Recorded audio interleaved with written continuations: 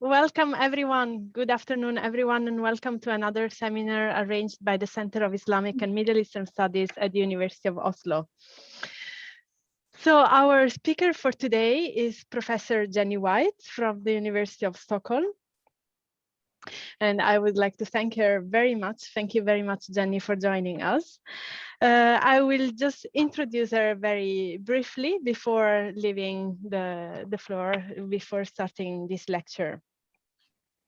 So Jenny White is a writer and a social anthropologist. She has a PhD in anthropology from the University of Texas at Austin.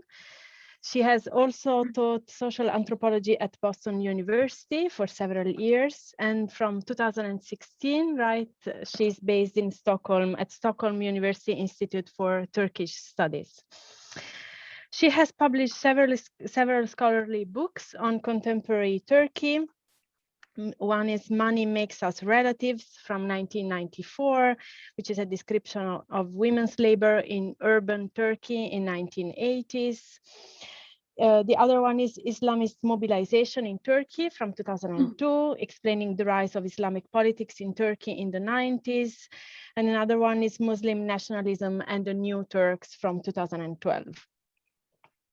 But besides being a scholar, Jenny White is also a writer. In 2006, she published her first novel entitled The Sultan's Seal. It has been translated in 14 languages and now available also as an audiobook. And today, Jenny will present her last book, which is The Turkish Kaleidoscope, which I think is where I think you managed to combine these two interests, right, between academic writing and fictional writing. So this is a book which is also a graphic novel in which Jenny is presenting also her research findings on Turkish history in the 70s.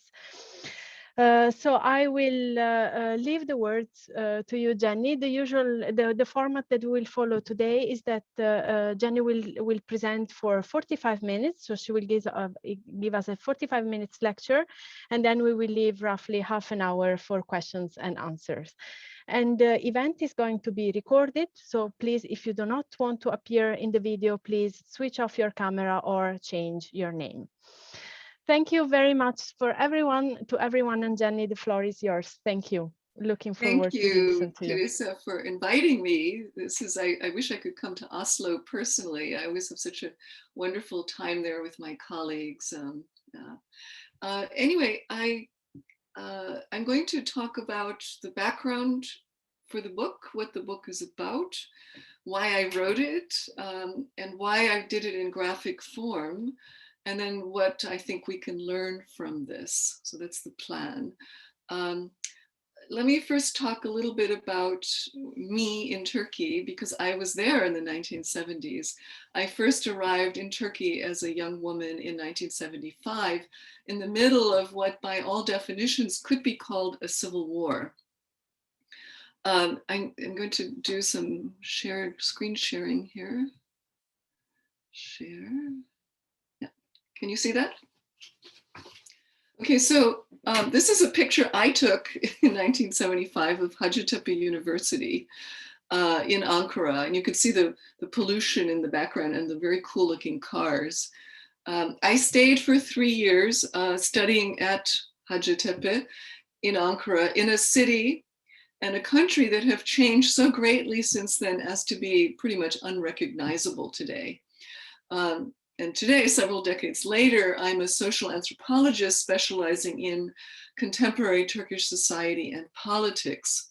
So I've written books about Turkey in the 1980s, in the 1990s, and in the 2000s. Why would I write now about the 1970s, and why as a graphic novel? So let me just tell you a little bit more about my experience in Turkey in the 70s. So Ankara itself, for those who haven't been there, is set on a barren high plateau. And in the 1970s, its boulevards were lined with this massive state architecture and cement houses, cement apartment buildings. On the streets, amid the pedestrians and the cars, I also noticed the ubiquitous presence of tanks, soldiers, and also packs of wild dogs. That's a whole other story. Winters were so cold and icy that parked cars sometimes slid down the hilly streets. And in the morning, residents would have to go find their cars. Residents heated with soft coal, so you can see the pollution. The streets were wreathed in this impenetrable yellow smog. Explosions and gunfire were so common that they were actually barely noticed. The country was tearing itself apart in a bloody feud between what the press called the left and the right. These were identities that infected everybody, from grade school to university, village to city, whether you wanted to participate or not. On average, about 30 people a day were killed in street violence. And in my case, I was walking past a cafe and bullets sprayed out, or a massive bomb exploded a block away and the ground shook that I stood on. But you just walk on. So the next, there's the next slide. So I clipped this out from Cumhuriyet newspaper in the 1970s while I was there and sent it to my mother foolishly with that red arrow here showing where I was standing. I had forgotten that my mother went through World War II in Germany and she was completely freaked out. And I got this letter back telling me what to do if someone shoots at me, don't run, fall to the ground, and so on. So this is kind of what things looked like.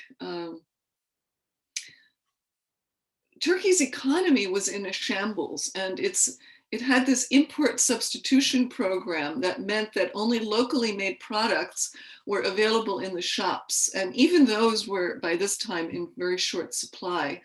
Although there was a black market down the alley that sold foreign watches and, to my great delight, Hershey bars.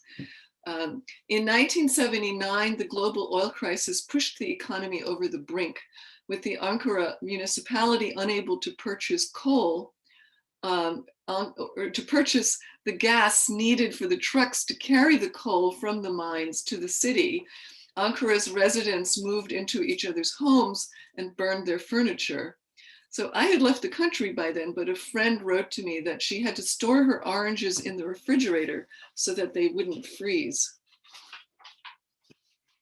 So at Hacettepe University, once I started classes, I learned who was shooting at whom in the halls, in the cafeteria, the school buses, the streets, left versus right, but that was overlaid onto other identities. Urban versus rural, residents of the city center or the squatter areas, and a variety of strongly held other identities, some of which seemed to me to be hastily constructed around slogans and symbols. Socialists, Maoists, Che Guevarists, Albanianists, they all fought pitched battles against right-wing fascist youth groups whose members raised two fingers as a wolf symbol and ululated. And often the leftist groups fought amongst themselves. One day I learned that even school buses were segregated when some fellow riders pulled a man from his seat just in front of me and hit him on the head with a sledgehammer and pushed him out of the rolling vehicle. This is one of the scenes in the book. I was actually there. In fact, this is like Hitchcock in his movies. He always appears in his movies. If you look at that scene, Ergün, the artist, drew me in there, the curly-haired woman who's looking horrified. So the passenger, so this happened, and then the passengers, this is the really creepy thing, the passengers then sang very merry fascist songs all the way downtown. So there was a tented encampment of military police right behind our university department, the psychology department, that seemed very bucolic in comparison because the gendarmes were there to keep these feuding groups apart. So there were bombings, gunfights, street battles across the country. This wasn't just at universities. Between 1976 and 1980, 5,000 civilians were killed in street violence. Those are just the numbers that are, official. The guy who was thrown out of the bus, we looked in the newspapers. I mean, there was never any mention of him, so I don't know if he died or not. But the 1970s basically saw what I would think of as the self-immolation of a society that was broken into ever smaller and more bitter shards of identity, and where these identity groups basically slipped the reins governing civil interaction and turned murderous. So a coup d'etat in 1980 replaced the street violence with the more efficient violence of the state that then brutally repressed activists, particularly on the left, although also some on the right.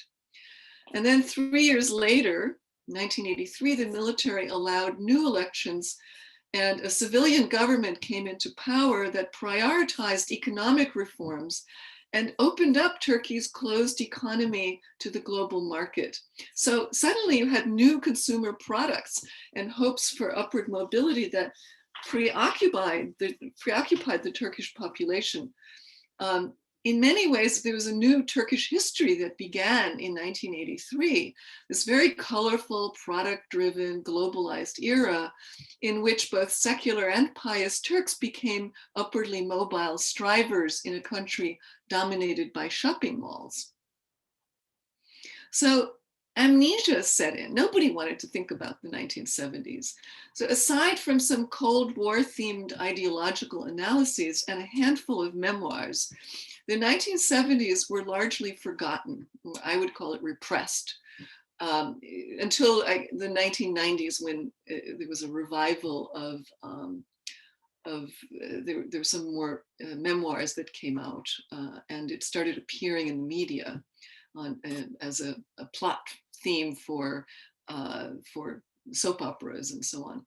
So just to show you how little was written about this period, in 2014, I attended a conference at Universität Hamburg, organized by Bernard Pickesen, about the 1960s and 70s. It was the first conference to discuss the social developments of that period. There's, by the way, an edited book that came out of that conference that was just published, Turkey in Turmoil, with some very interesting chapters. And also just recently, a book by Christopher Houston called Istanbul, City of the Fearless, which is also about the 70s. So there's a little revival suddenly of interest in that period. So I began this project because I saw that after 4 decades of near silence, suddenly the 70s were being recast in the Turkish popular media and incorporated into these television series, sometimes in ways that I didn't recognize. In 2012, 2 of the generals who led the 1980 coup were brought to trial, and the court heard testimony by the victims of the coup. But their stories began where the 70s left off. Right? The history begins with the coup. And then you can reinterpret why the coup happened if you don't really understand what happened in the 70s, or you repressed that. So you could argue that it was the CIA who did it, various other things, that, which didn't sound right to me. Not about the CIA, but there were other reasons that caused this coup to have to occur, really. I thought that if a social history of the period leading up to the coup is to be written, it should reflect the voices and experiences of ordinary people as much as the movement leaders. And it should also reflect the right and the left. Much of the response has been written by the left. My book about the 1970s, this Turkish Kaleidoscope, is an exploration of memory and place from the perspective of everyday lives, rather than a history of the main actors, the ideological factions, or the metrics of social change that as the period generally has been approached. So I want to talk a little bit about how the book came about. So it took me, believe it or not, 8 years from writing the first grant proposals, which were rejected and eventually succeeded, to the actual publication date on May 4th. While I was still at Boston University, I spent a sabbatical year at Stockholm University Institute for Turkish Studies, where I was able to, from which base I was able to collect 32 oral histories in Turkey with this wide range of people on the left, on the right, and these non-aligned people who would really rather not have been involved, male, female, bystander, activist, Muslim, non-Muslim, Turk, Kurdish, Alevi, student, factory worker, factory owner, and so on. So it really allowed me to kind of triangulate from all of these different points of view. And this really provided a very textured, rich and textured picture of the period, a kind of history from below. When doing the interviews, I actually had no specific agenda other than to talk about that period. And I allowed myself to be surprised by people's stories and motivations. The only thing I didn't allow was talking about the ideology. I didn't want to know about Maoism, Marxism, and so on. But how did you get involved in these groups? What was it like, and so on? Who were your friends? What effect did it have on you? So people's memories of the time were extremely vivid. In many cases, they seem to relive their experiences in the telling. They were young then, and they were telling coming of age stories about turning points in their lives, things that were very important and perhaps no one had ever asked about. So the first thing I did was I analyzed these interviews, and I published several analytical articles and book chapters that worked through some of the themes that emerged. For instance, regardless of their ideological viewpoint or social background, people joined political groups for a variety of reasons, not all of them political. When they joined a group, every aspect of their lives was controlled by an autocratic leader. So a person's political affiliation could be read from their clothing and even the shape of their facial hair. There was a lack of trust in individuals and no tolerance whatsoever for thinking or behaving differently. An agreement with and obedience to the leader was paramount. So but despite such intense conformity within rigidly autocratic hierarchies, I was struck by this paradoxical tendency for Turkish political life at the time, as now, to polarize and fracture into these violently antagonistic groups and sides. Members of the left in particular carried out violent acts against competing leftist groups, even if they were ideologically similar. And those who abandoned their group, they said, okay, that's it, I'm done, were considered traitors and met with intense hatred. Their own group might send an assassin to kill them. At the micro level, people's stories show that within this suffocating embrace of group membership, there was a variety of motivations and experiences that led people to rethink their affiliation to a particular person or position despite the risk.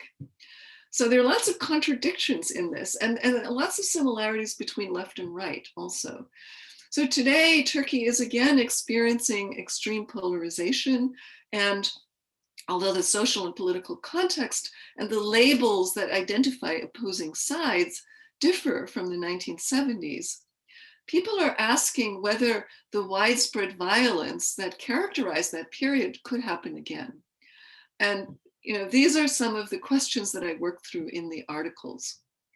But it occurred to me while writing the articles that academic analysis flattened these stories as it folded them into discussions of abstract issues like factionalism. And I wondered whether I could make the same points by allowing people to tell their stories themselves in graphic form, and thereby maybe retain some of these nuances and contradictions of history as it is lived. So I think we can analyze data and build models to try to explain things like the origins of factionalism and the reasons for the descent into political violence. But the reality, the lived reality, always involves complexities of real actors negotiating cultural, social, and historical pressures. And a graphic novel, I think, explains the same things in a more subtle way by embedding them within these highly evocative life experiences. So a graphic approach allows the inclusion of a fuller spectrum of the variables that provide the context for factionalism, including like gender and social class. And it brings these variables into conversation with each other. And ideally, this would allow the reader to grasp the underlying social and political patterns and draw conclusions about their relevance to today's polarized society and the potential for intergroup violence without my saying yes or no, and this is why. It's a much more subtle way to present the answer to that question. So I've published 3 novels as well as 3 of these scholarly tomes about Turkey. And as I was drawing on my background as a novelist as well as ethnographer. And in Turkish Kaleidoscope, I experimented with style and mode of representation. I combined ethnography, memoir, life history with techniques of storytelling and dialogue more commonly used in writing fiction.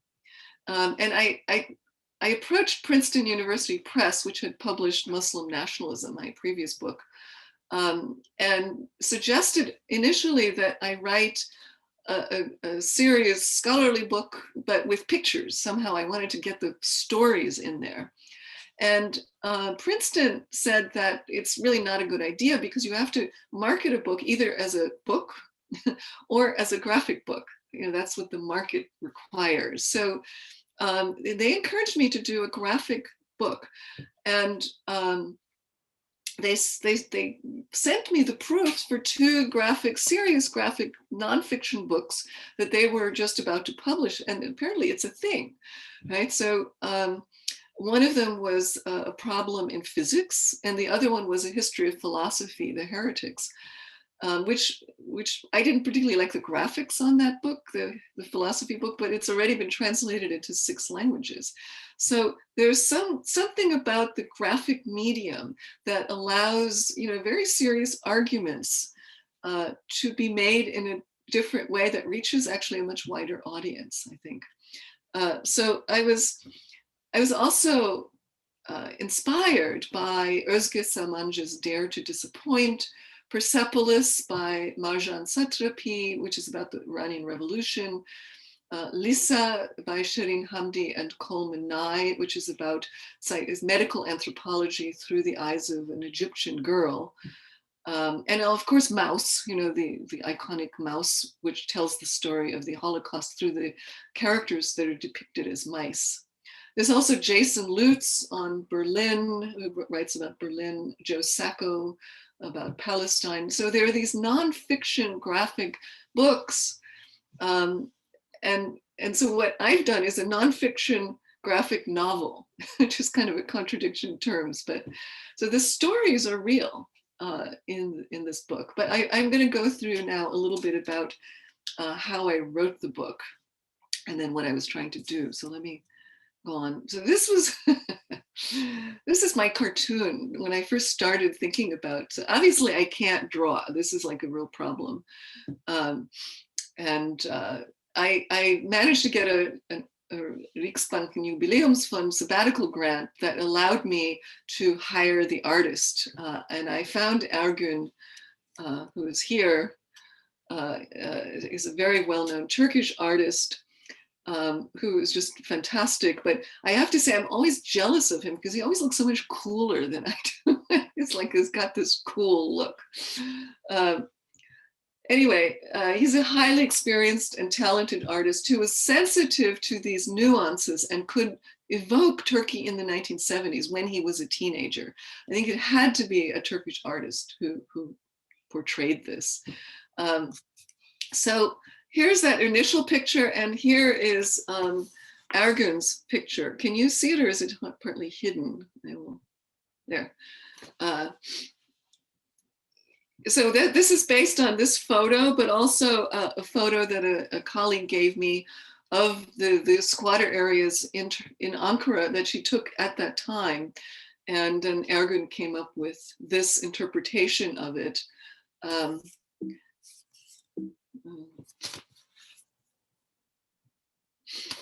So here's another one of those clippings I foolishly sent my mother from Hacettepe.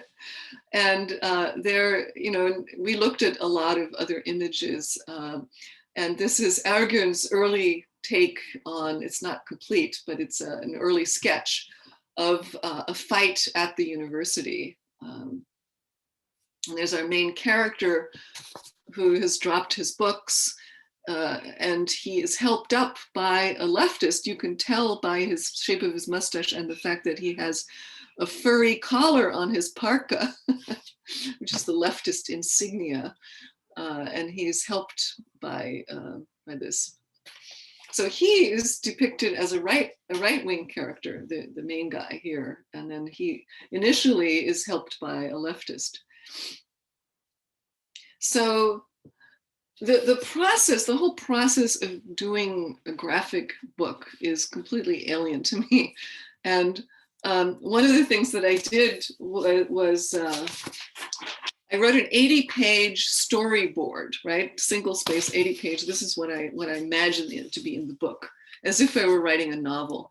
And this is the original version of one particular scene, right? Which is already a little bit stripped down from if this were a novel. But I showed it to Ergün, and he said, I can't do anything with this. I can't draw what's in people's heads.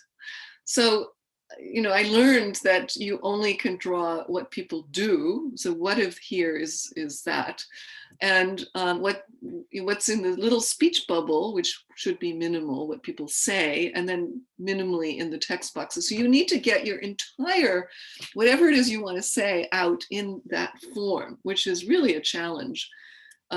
So this is the final version of that scene. This is my storyboard of the final version of that scene, right? Quite a difference.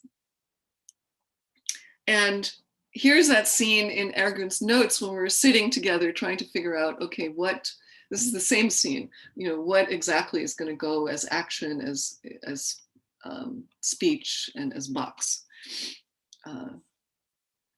So this went on over a period of about 1.5 years, and a total of about 2 months on site in Istanbul, working with Ergün in his studio, where we did this sort of thing. And this is the final scene, the final version of that scene. So it was extremely intense because we had to go through every single word and decide action, bubble, text, out. And just before COVID hit on our last meeting, we did a 13-hour marathon going through every single word, both in English and in Turkish. And, we sent these drafts and scans back and forth, at least 10 versions of this, countless edits. And then when we sent it to the press, the reviewers, there were 3 excellent reviewers who gave very good feedback, which resulted in more changes, more rewrites, more redrawing, and another set of reviews. So I owe success of this project basically to Ergün, who's a brilliant artist with the patience of a saint. So this is the cast of characters. There are 4 main characters.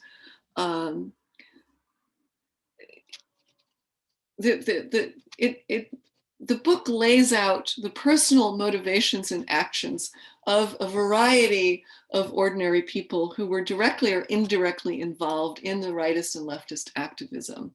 And some of the scenes in the book, as I said, are from my own experience, but most of the stories are inspired by that interview. And I tried to remain loyal to the story as it was told. However, the characters, you can't have 32 different stories. No one would read it. So the characters and their stories have been merged to make these characters and fictionalized, although the stories are true. And I told the people at the time when I was interviewing them that their stories might be merged and anonymized, and they had agreed to that. I didn't really know that I would be doing a graphic book, but I was trying to figure out how I would represent this. And so I've linked the stories of the four main characters here to create a narrative that ideally would attract a reader regardless of whether they knew anything about Turkey or about the historical context, which I give in a very short written introduction. So the four main characters are Faruk, who's a rightist, an ultranationalist, an MHP member, Orhan here, who's also a rightist, who's a conservative romantic right idealist, and then Nuray and Yunus, who are leftists.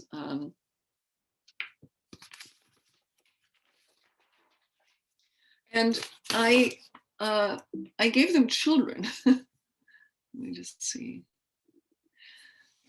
Who come at the very end. And the reason we did that is because the reviewers wanted the book to be brought up to the present. And we were thinking how we can do that. How we can span the decade of the 70s to the 80s coup and then bring it up to the present. So, and in the story of the children, I try to incorporate all of those things that happened in the meantime, right? So the globalization, commercialization, that whole the whole 80s and 90s developments, and some of the politics into the lives of these children. We also see the characters in their youth, which gives us some idea of how they got involved in politics to begin with. They were initiated into these activities in various ways, unwillingly, by accident, in consequence of reading a book, influenced by friends, or by holding certain beliefs. And once you're associated with a group, the internal hierarchical mechanism takes over, and the group then becomes the person's life. The group leader demands loyalty and unquestioning obedience. And the book talks a little bit, or shows a little bit about the characters' reactions to that. Leftist women play very contradictory roles as revolutionaries, backstage domestic actors, sexless sisters, and illicit girlfriends. Love and sexuality are very tightly circumscribed, both on the left and the right. And some of the characters have an experience, seemingly trivial, that causes their lives to veer in a different direction. So for instance, things like romantic ideals, or what is thought to be an honorable geste between enemies, these were pivotal to somebody's political trajectory. Or objects that can have a talismanic power, a misplaced poster, books, a t-shirt with the American flag on it, or a telescope on the roof. And then if people decide to leave the group, breaking away from a political group is fraught with physical danger. Violence is ubiquitous, random, brutal, and it's often an expression of the character's masculinity rather than any particular ideology. So there are several secondary and peripheral characters that add depth, that are also based on the interviews, or inspired by the interviews. And I think their experiences enrich the overarching narrative. Each character appears in at least one other character's story. So the book moves through the decade from 1970 to 1980, incorporating several, though not all, of the major political events that affected society in that time. The 1971 coup d'etat, an amnesty of leftist prisoners in 1974, changes in government, the oil crisis, the 1980 coup, and other events are alluded to as they affect the characters. So one scene is of the Gezi Park protests. Let me go back to so the book ends with several scenes set in the present, which are in color. Right? The 1970s were, I think of as a dark period, and it was polluted, and people wore dark clothing because it didn't get dirty so fast. And then in the present, it's a completely different Turkey, as I said. Two of the characters meet again by chance decades later and catch up on what has happened to them. They meet on a ferry. And then one scene is of these Gezi Park protests in 2013, where two of the children of the main characters are seen among the protesters, among the demonstrators. You know, the other color pictures in the book are if a new character is introduced, it's in color, or if sometimes the character speaks directly to the reader, and that would be in color. Anyway, given the factionalism, stop share. Given the factionalism and the post-coup memory work that has been done, both to forget and to justify, I think it would be impossible to render anybody's memory as truth of any kind. The aim of this work is to capture the humanity of the forces that heaved up beneath society's institutions and enveloped its youth and the institutions themselves in this kind of unthinkable violence that culminated in this cataclysmic coup, just to humanize the situation so you could kind of grasp it. In so doing, I hope to advance critical thinking about the multiple roots of social violence and to present complex motivations in a creative form that is able to convey both complexity and depth without relying on the authority of any kind of single truth. So to sum up, the book's main ideas, which I've adapted from one of the reviewers' very informative list, useful list. So basically, Turkish Kaleidoscope is about, one, the many different ways people become involved in political violence and the difficulty of escaping it. Two, the politicization of many dimensions of life, including trivial things. Three, the embeddedness of political engagement in interpersonal relations and the role of emotion in politics. Four, the discrepancy between ideology and social reality. Five, the contingent and somewhat random quality of political engagement and violence. Six, the relationship between social background and political activism. Seven, the hierarchy and discipline inside political groups. And lastly, 8, the long-term effects on one's life of political engagement and violence. How does that affect somebody's life? So Turkish Kaleidoscope doesn't give an ideological or an event-driven analysis, but I think it asks more universal questions about what causes people to basically sacrifice their lives, their health, sometimes their families, for a cause or for an autocratic leader, to engage in violent acts, and then endanger themselves further by splitting off from that cause or that leader. And what effect, if any, do their actions have on their society, on their own lives, and on the lives of their children? So from the vantage point of people on the ground, these questions take on, I think, a universal quality that speaks to other contexts and other people beyond Turkey and beyond the 1970s. Thank you.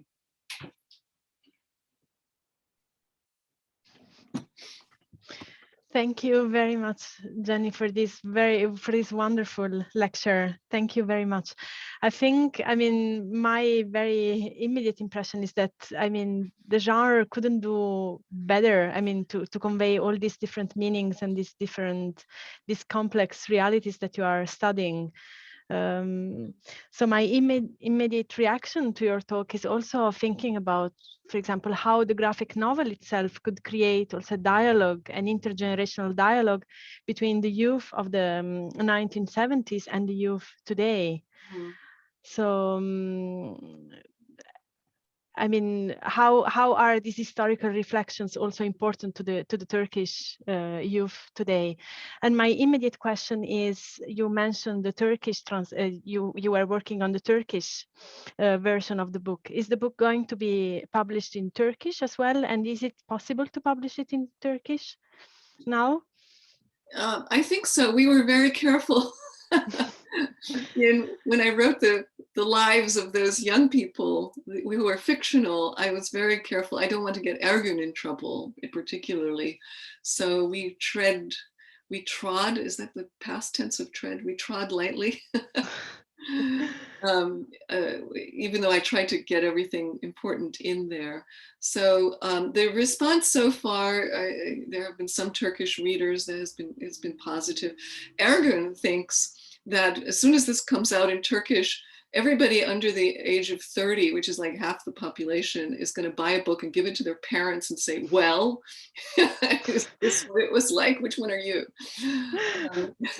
Which would be great for sales. So I don't know. I know that the press, the publisher does the translation rights. So they are in talks, last I heard, with 2 publishers in Turkey. I have asked that once it's translated, the publisher in Turkey would hire a translator, but I asked that I check the translation into Turkish before it's published in Turkish, because I think that with this sort of thing, it's important to get the language right. It's kind of dangerous if you don't check. Yeah. Right. So I don't know when that will happen, but maybe even by next year. I think there's a lot of interest in that. Yeah. That would be wonderful. Okay, then I will now open the floor for questions from the audience. And I see already Jakob and Einar have raised their hands. So Jakob, you were first, please.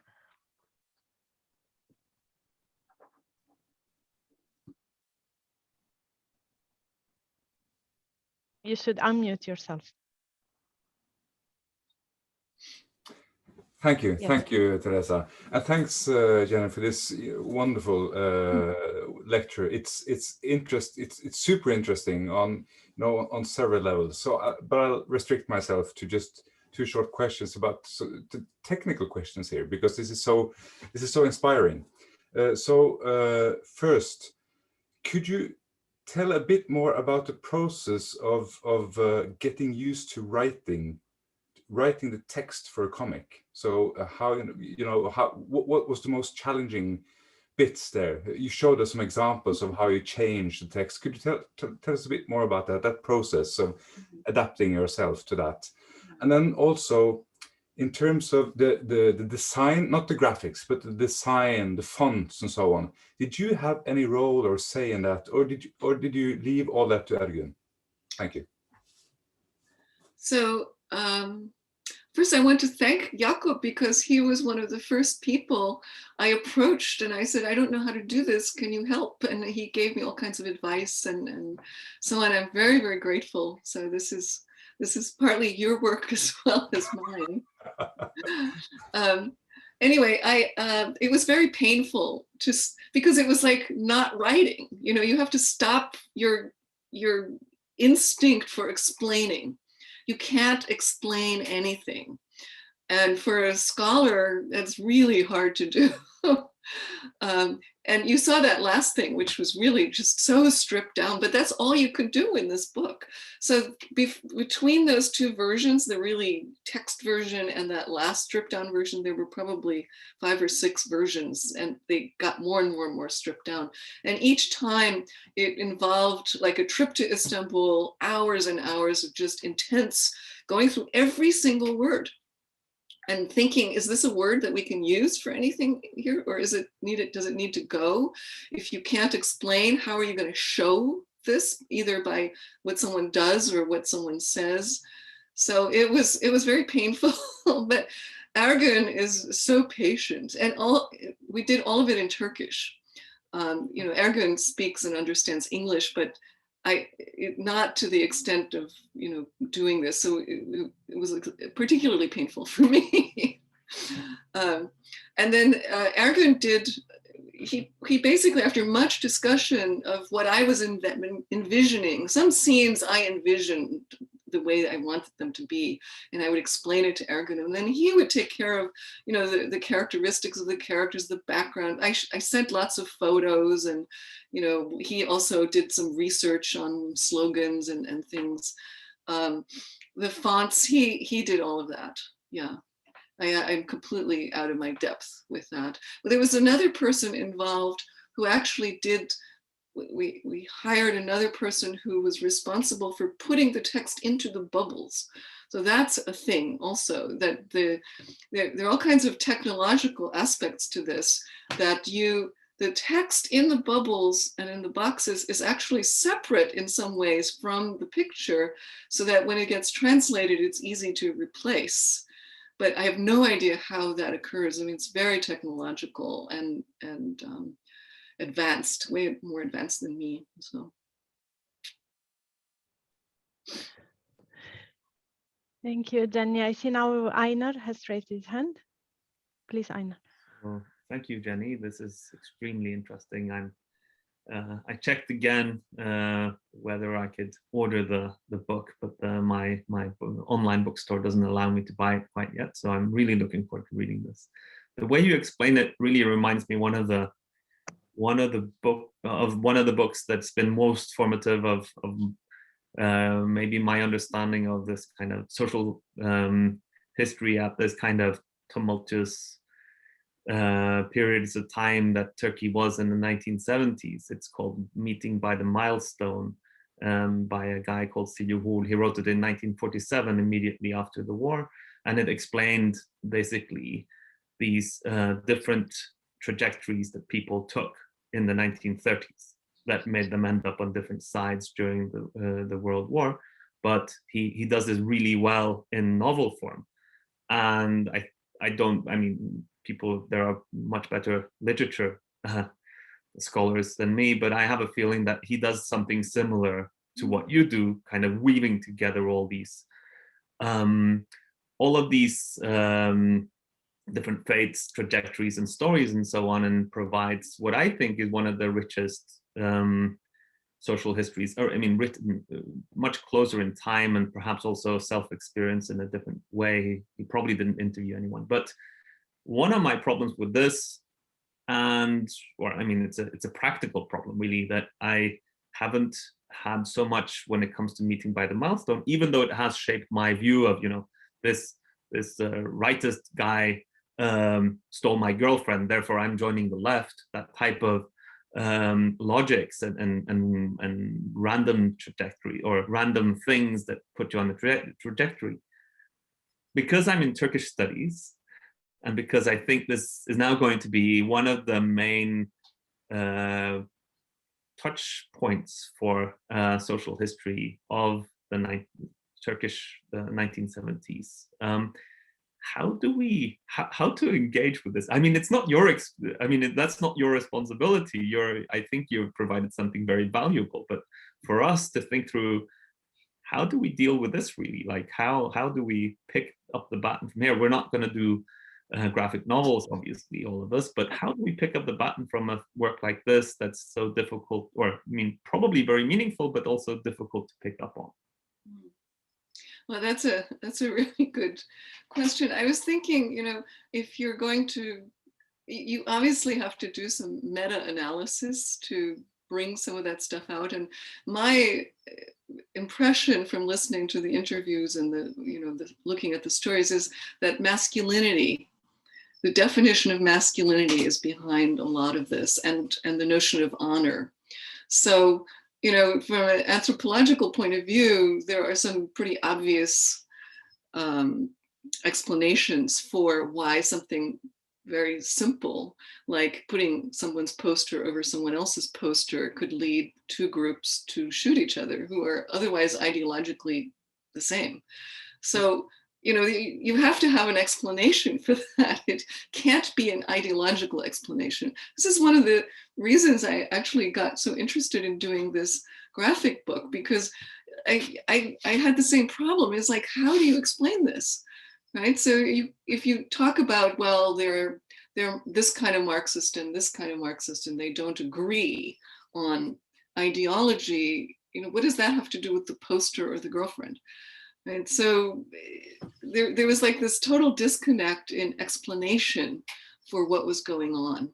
And I'm not sure the interviews don't give me enough material to actually do the equivalent of an ethnography.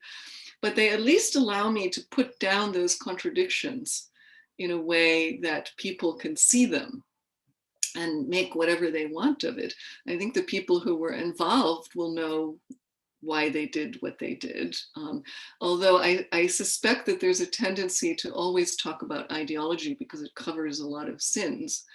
And so I'm basically uncovering the sins, and not sins, but I'm uncovering the motivation below the ideology. And then people may look at it and have to deal with that. Or not, or hate me or something. Do you see what I mean? What is the author you mentioned? That sounds very interesting. Meeting by the Milestone? Yes, Meeting by the Milestone. If it had existed in English translation, I would have sent you a link immediately, but I can't find an English translation of it. So It's in Turkish? No, it's in Norwegian. It's okay. One of the, I think, Norwegian classics of Norwegian literature in the 20th century. So if you feel like branching it out from Swedish into Norwegian, I think. No, I'm thinking Swedish right now. That's quite sufficient for me. But it has a very similar kind of or exploring the non-ideological motivations, and also for political action, and also for non-moral. He doesn't moralize over. He kind of puts himself in this position where I think he calls himself the squeaky clean one. Yeah. But then he goes through all the immoral stuff that he did in the 1930s. But he ends up on the right side of history, but not through no design of his own. Is kind of the point. Yeah, interesting. That's very similar. I also have to say that I tried not to moralize either, to humanize both the left and the right. And I think, judging from, I gave a talk some weeks ago, and it seemed to bother at least one person in the audience who was not Turkish, that I put the left and the right on the same basis. Mm-hmm.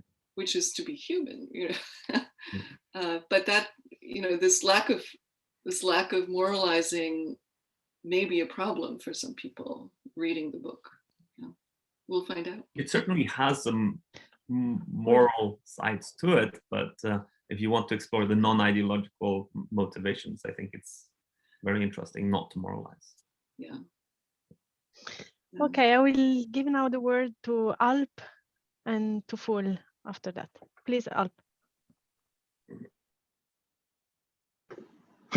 Thanks, Teresa, and thanks a lot, Jenny, for this brief sneak peek into the novel. I mean, I also have been checking every month whether it's still already on sale or not, but it's not yet. Still, I'm guessing it will be May, the official release date, May 4th. Good. Anyway, I wanted to ask, go back to the kind of beginning of your presentation and ask about the timing, not necessarily timing, but what I'm driving at is, you're absolutely right that, the Cold War era Turkey has been kind of a black spot in our collective memory and also academic memory as well. I mean, I remember my Turkish politics PhD seminar at Bilkent University, presented by Metin Heper. And I mean, it was funny. We would start the first couple of weeks, early Republican era, Kemalism and stuff. Then on the third week, we would jump straight to 1990s. And we would completely skip the whole 30, 40 years in between, the Cold War era.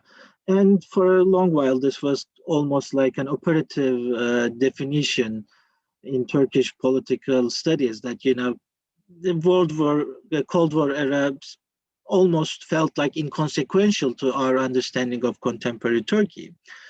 And, historian colleagues would joke with us, saying, asking us to name the presidents of Turkey, but I wouldn't be able to because I basically didn't know much about the Cold War era, although I was a political scientist.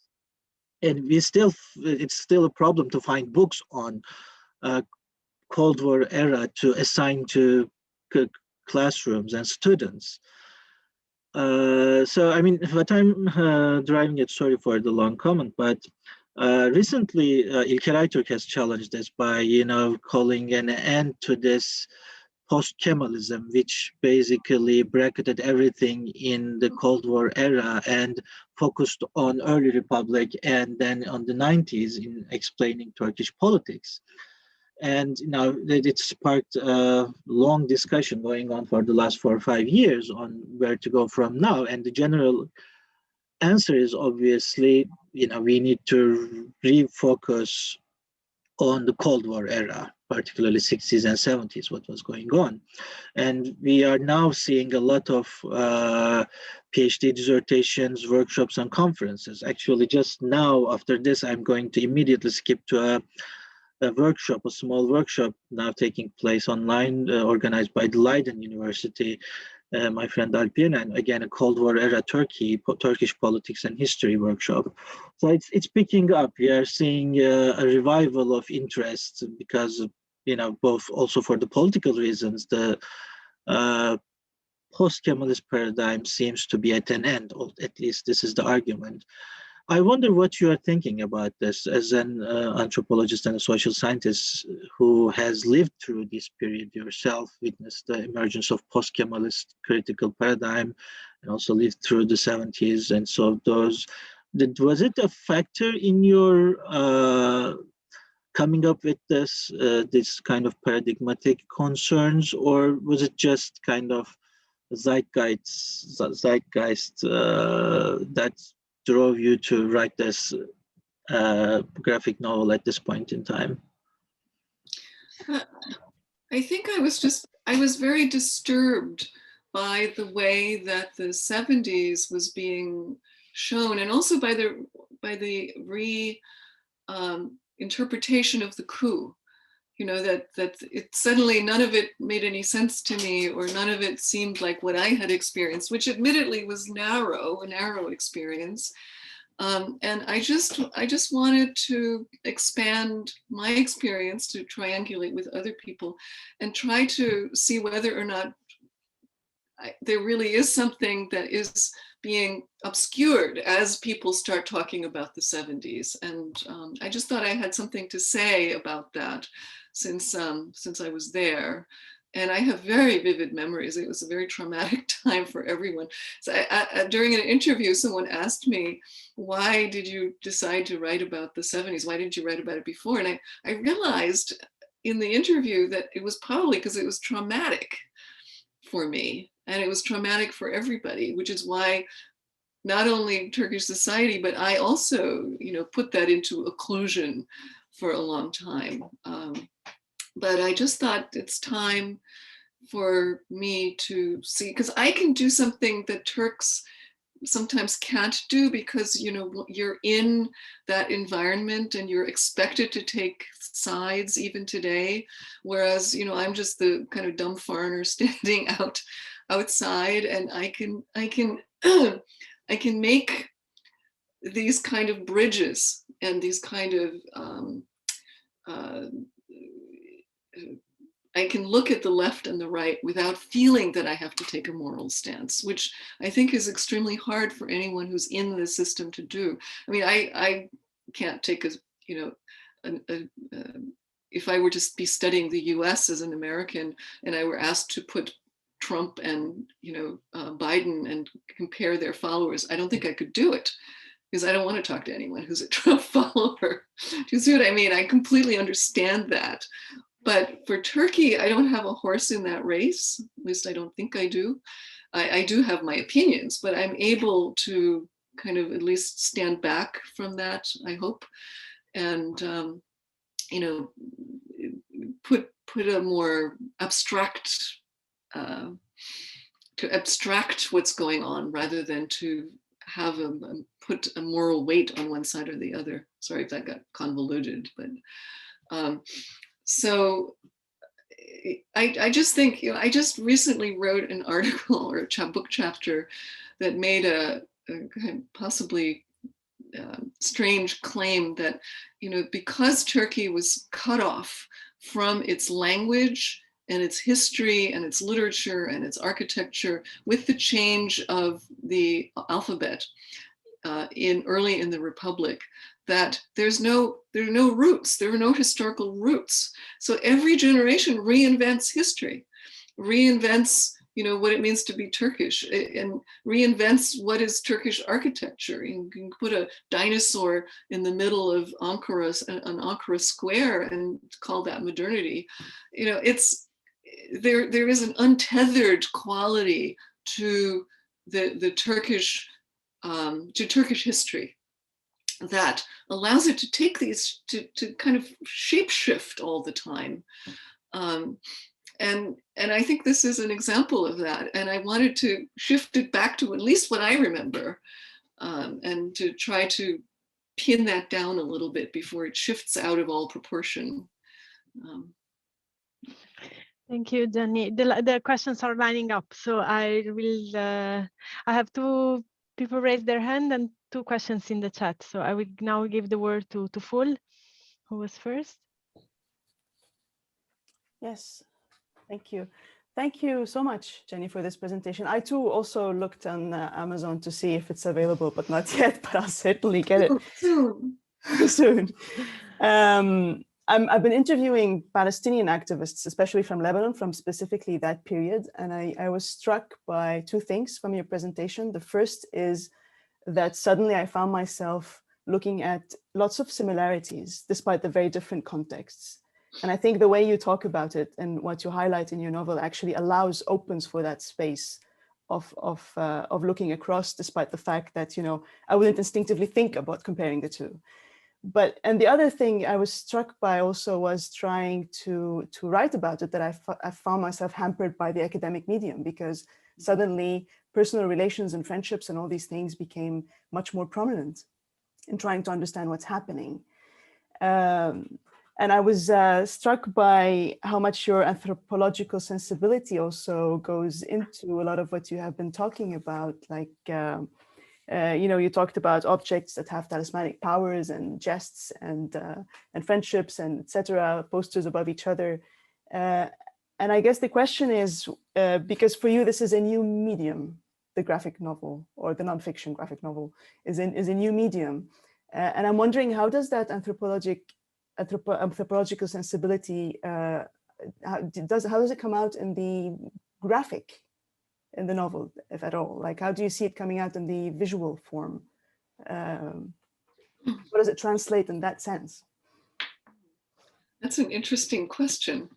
So I relied a lot on Ergün for, you know, the actual visuals, but I did have a good sense of what made sense for male-female behavior, for you know, what was possible, what wasn't possible, since he was pretty young in those days. I'm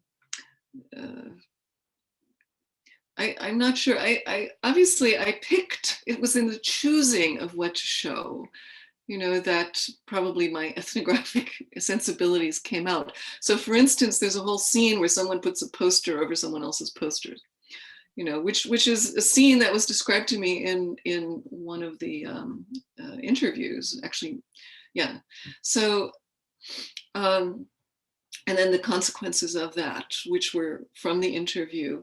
But I immediately thought about masculinity and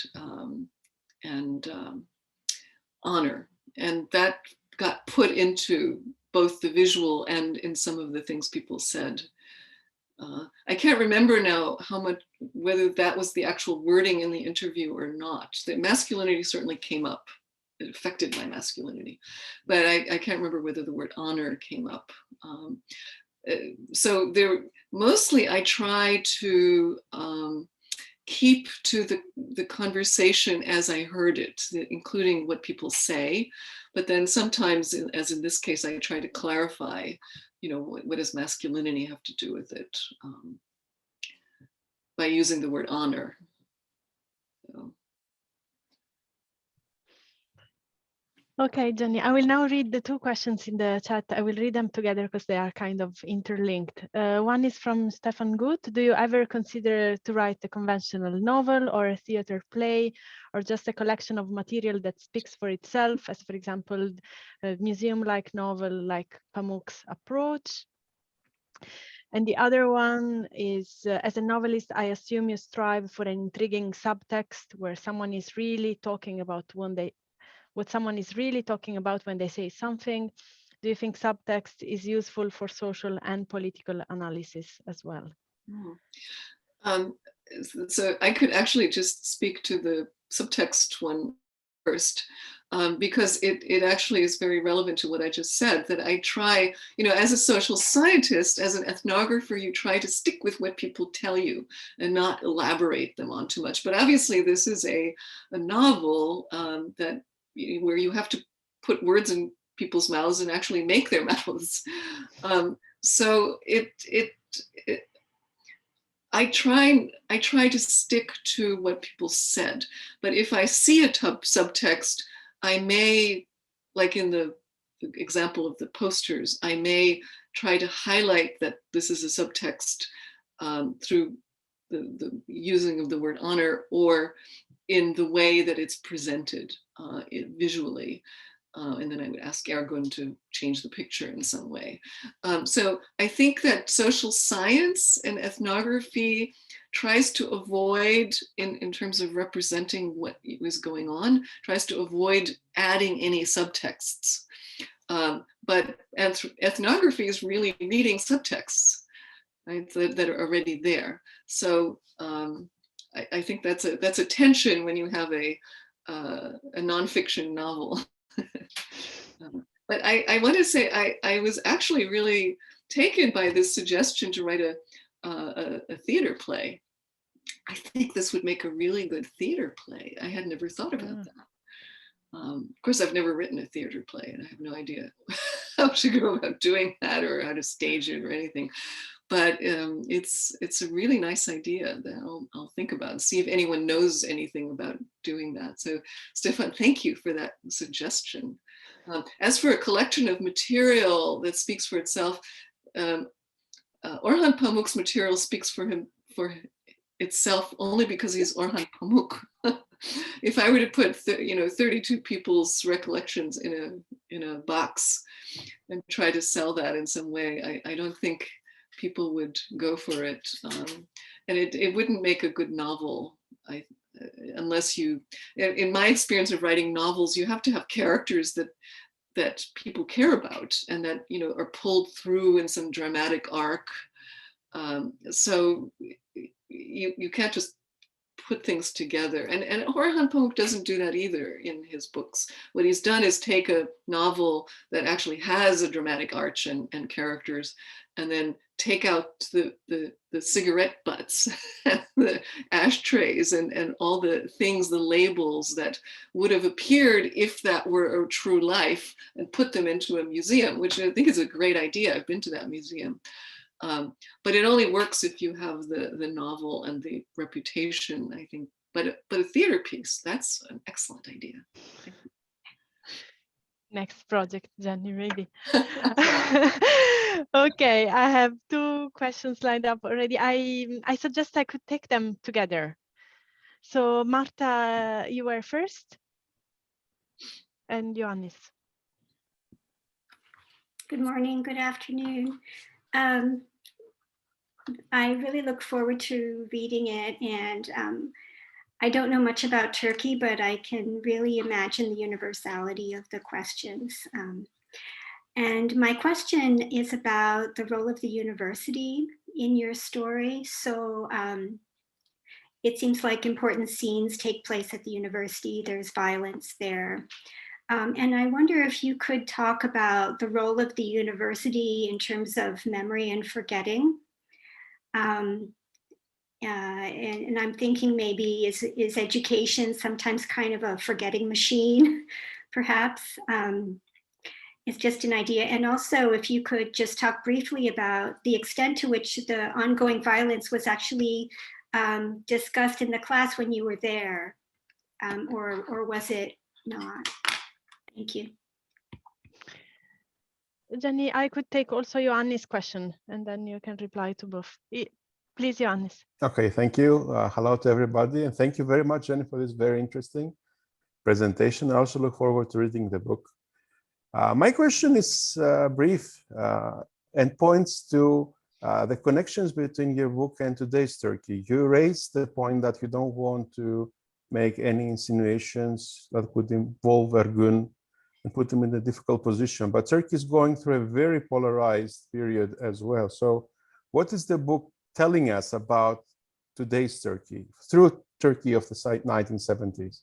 Thank you. So we're being taped, right? Yes. I'll get back to Yannis's question in a moment. So it's very nice to see you, Yannis, and also Martha. Very nice to see you. It's an excellent question about the role of universities, because at the moment the universities. So since then, many new universities have been thrown up in Turkey, and previous universities that have been sort of undermined and are still being undermined in a lot of ways. So there is the university itself is almost like a character in this story, right? Where there are factions of universities and different, universities belonging to different factions, and the kind of violent undermining that goes on. With Bosphorus University being a very good recent example of that, and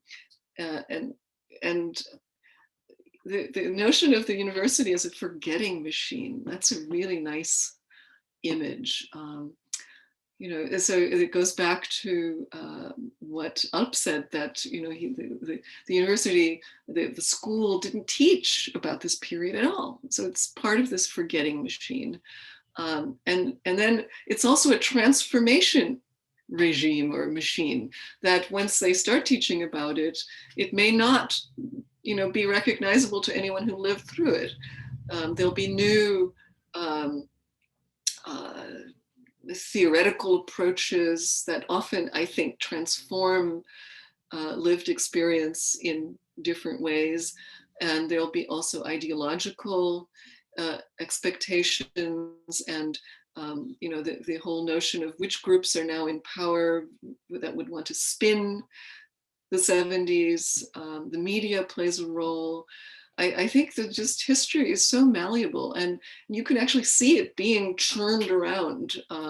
If you live long enough to look at it over these decades. So I think I love that term. Is that term yours, Martha? The university is a forgetting machine? I just made it up listening to you, Jenny.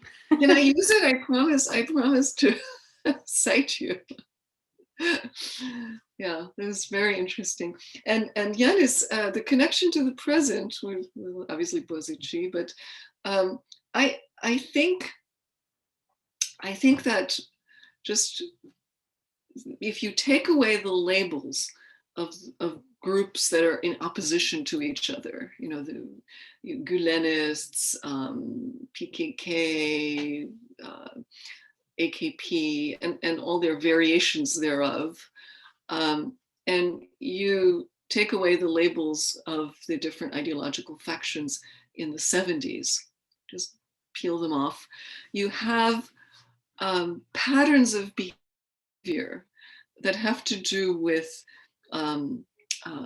the sort of patriarchal model of the authoritarian patriarch. But there's another model that is actually more accurate. And I thought of this because a lot of the people who were leftists, and maybe still are, in the interviews used the example of a Sufi sheikh and his murid, his acolytes, to explain to me what life was like in a leftist group.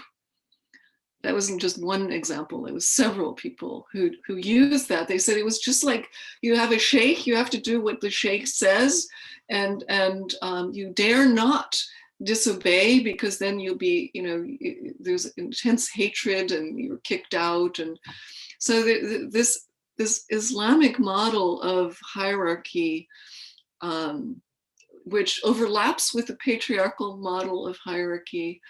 That I actually wrote an article about this called Spindle Autocracy, that was based on my insights from doing these interviews. It still is the way politics is done today in Turkey. You have the leader who people, the leader's acolytes, followers, it's not necessary that they buy into his program. It's not necessary that the people around him have any qualifications. It's only necessary that they are loyal and obedient. And the minute they're not, the minute they have some other idea, they're booted out. And then they go off and they start their own spindle, around which they weave their own acolytes. So we could see that happening at this very moment. People, this is where that splitting, that continual splitting comes from, I think, because everything is personal. If it were a system where leadership this is also for corporations, not just business as well as politics. If it were a system where how long you've worked there, what your skills are, what your ideas are, the way moving things forward, power sharing, all of these things. If those things were possible, we would have a very different political situation in Turkey now. Those things are not possible. There's no power sharing, even in corporations.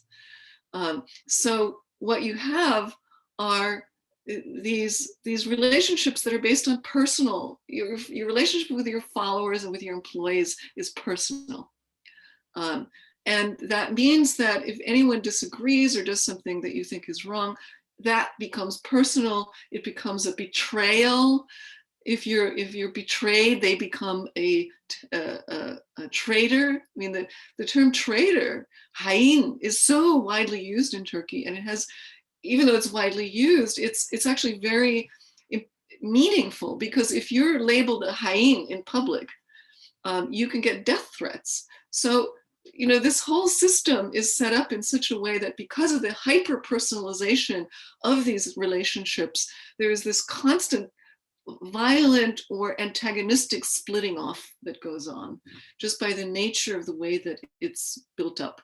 So that would be my answer to the connection between then and the present. But that's based on my actual flattening of the stories and doing this analysis of factionalism that I talked about. There's an article, Spindle Autocracy, that you can just look at. It's online.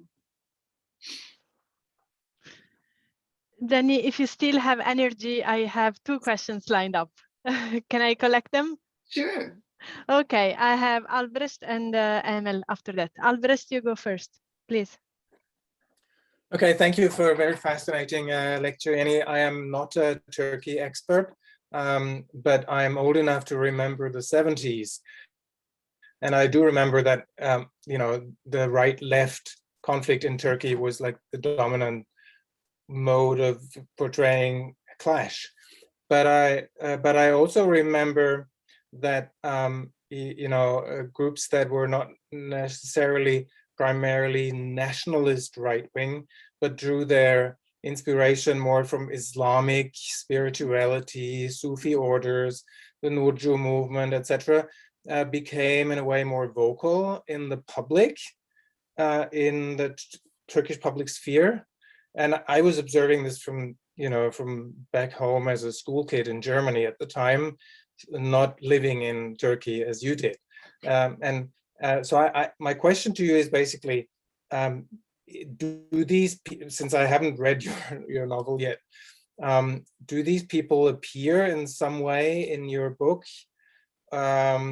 If yes, what role do they play? If no, is that because of, in a way, reasons of the novel itself, in order to make the plot more, the lineup of characters more easily manageable, if you understand what I'm trying to get at, or were they just perhaps left out because they were not that important and became more important only in the 80s and 90s?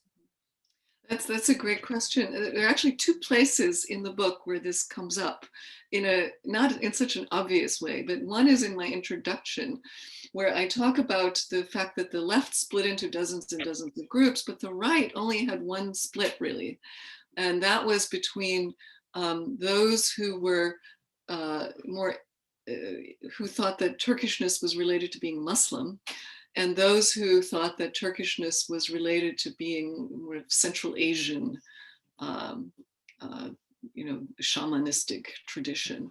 But they were both totally focused on, going after the left. So that division didn't really play out in this violence quite the same way. And in the actual book, there are two rightist characters. One of them is a guy, they're both from sort of Eastern Turkey, and shopkeeper families. And one of them is a kind of romantic, right-wing conservative person who, wants to have a family and be a doctor and do good in the world, and doesn't think that nationalism means that you're, against anybody. And then his friend Faruk is an MHP member who has been radicalized. I won't say why, because it's part of the plot. Who has a very different kind of right-wingness. And then the story is partly about what happens to Orhan, the other guy, in their friendship, how he gets involved in this. And both of them have flashbacks to their childhood, and where particularly the MHP guy has, he idolizes, he has this very romantic, nostalgic view of his father as a person with religion who is part of this community where the merchants are, and there are some things going on. The kissing of in the morning, Bismillah in opening the door, and then the kissing of the hands that is between the merchants. And if you know a little bit about, I don't put any emphasis on this, but this is from the kind of relationships that exist between men on the basis of these kinds of religious backgrounds. Also going to the mosque plays an important part. So it's possible that they're in the same Sufi order or whatever, but I don't talk about that. But it's built in as part of the rightist background. But I didn't see it come out the way you described it. But that was from my narrow view at the university. So I don't know where else there would have been a visual presence in the fighting of groups that were not MHP, but just tariqat. I think they were mixed up in a way, but I don't really know. So that's a good question. Yeah. Okay, thank you. I will now collect Emel's question. Please, Emel. Yeah, I don't have a question. I just want to tell you that there is a book. Thank you very much for your talk, by the way. It took me back to my childhood and youth, because I was born and raised in Ankara, and I lived in the 70s and 80s there. So I know I know everything. I feel it to my bones. But I had a wonderful childhood, by the way, but within that chaos, and I remember all the bombs and banners with bombs from two sides hanging, and people doing things to each other. But there is a book that was published as a novel, published in Norway, but it's also in English. It's called The Black Sky, Black Sea by Izzet Celasin. And he wrote about the 1977s. He's a left-wing activist, we could say, in Turkey. And the novel starts in Istanbul at the Taksim Square. So I thought you might be interested in reading that. I can send you the name, and yeah. I've written it down, Emel. Yeah. Yeah. And I also went to the Hacettepe University, so I remember everything. I lived in the middle of everything. Yeah. But thank you very much for for that. And I remember as also Ergün Gündüz, because I read all those weekly comics and everything during the 70s and 80s.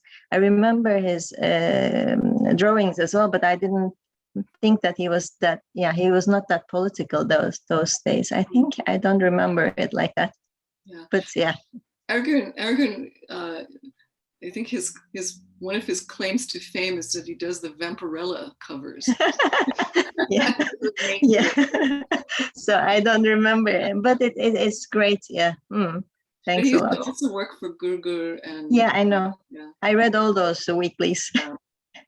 Yeah, he has a huge variety of styles that he does. So yes. Thank you, Emma. It's interesting how often I've heard, but I had such a great childhood in that period. Yeah, but I did. I did, but I remember all those, older sisters and brothers who were actually taking care of us in the street while we were playing, but I didn't realize why they were sitting there and, talking. I guess they were just keeping the guard of our street, but I didn't know which fraction our street belonged to, but it was okay. This is one of the points of the book, which is that people go on with their lives. They fall in love, they have children, in the midst of all of this. You don't actually see it as traumatic while it's happening. Well, sorry, but I think that there was a reason for me to choose linguistics, not politics. So thank you for